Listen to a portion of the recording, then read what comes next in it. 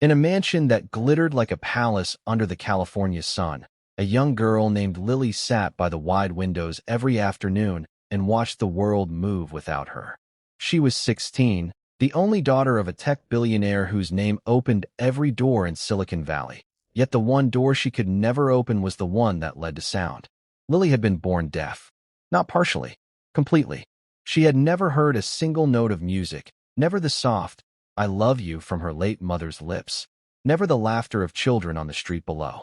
Her world was pure silence, beautiful in its own way, but lonely in a way that even unlimited wealth could not fill. She could see the tears on her father's face when he thought she wasn't looking. She could feel the pity in the eyes of the tutors and nannies who came and went. But she could not hear the life that surrounded her. Then, one quiet Tuesday, a black single dad and former Navy SEAL walked through the iron gates of that estate and showed her something no doctor, no specialist, and no amount of money had ever been able to give her. If this story already touches something inside you, please take a moment to subscribe to the channel, leave a like, and write a short comment about the last time someone was unexpectedly kind to you. This is Whispers of Heart 0.2, the place where quiet acts of love become the loudest stories we tell.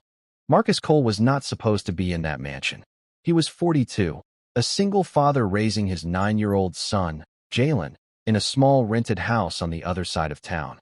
He had spent 12 years as a Navy SEAL, surviving missions most people only see in movies, until an injury forced him into civilian life. Now he worked security for the estate of Richard Hale, Lily's father.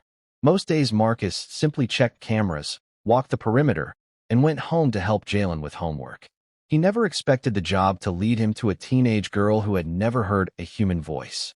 It started with a simple mistake.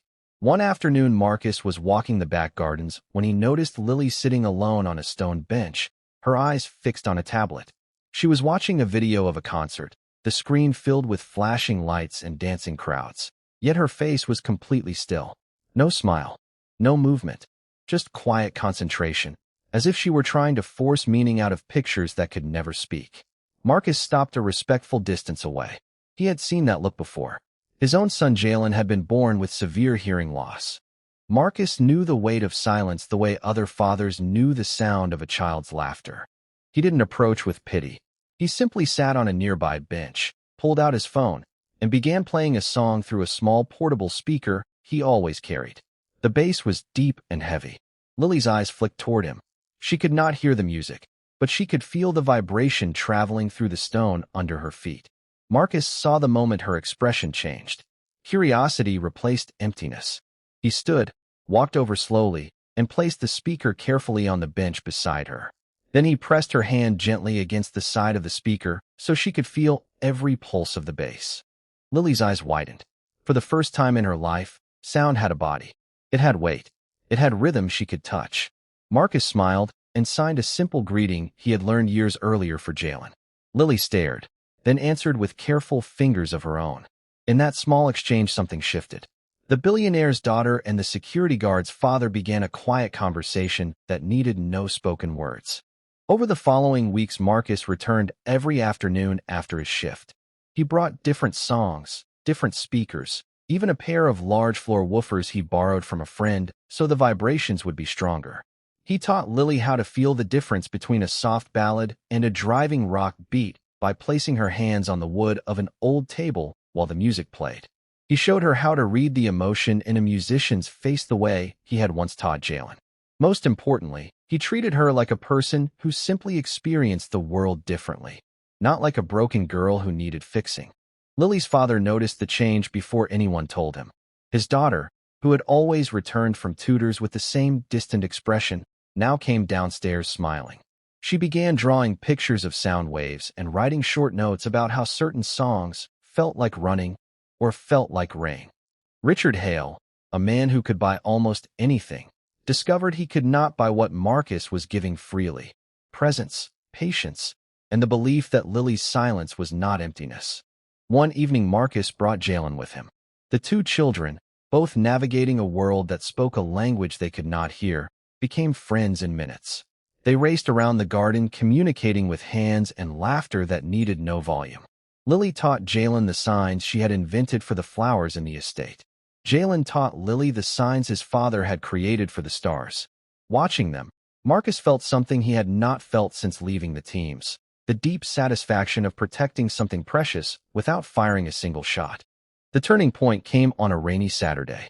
Richard Hale invited Marcus and Jalen to stay for dinner. After the meal, Marcus asked permission to try something new. He had spent his own money on a special vibrating floor platform used by some deaf musicians. He set it up in the living room, connected it to a playlist of songs Lily had marked as favorites, and asked her to stand barefoot on the platform. When the music began, the entire floor trembled with the bass and rhythm. Lily closed her eyes. For nearly 3 minutes, she stood perfectly still, her arms slightly raised, tears streaming down her face. When the song ended, she opened her eyes, looked at Marcus, and signed 2 words she had never signed to anyone outside her family: "Thank you." In that moment, the billionaire understood what his fortune had never been able to purchase.